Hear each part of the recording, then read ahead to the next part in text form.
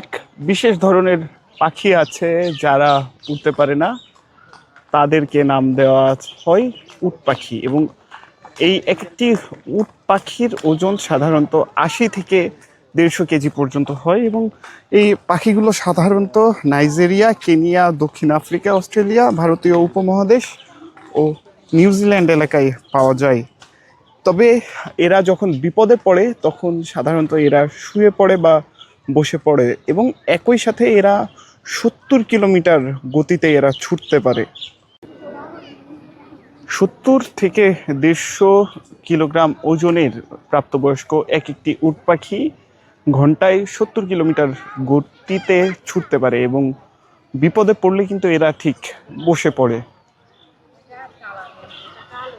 এবং আবদ্ধ অবস্থায় এদের বয়সকাল প্রায় 35 থেকে 45 পর্যন্ত তারা কিন্তু বেঁচে থাকতে পারে।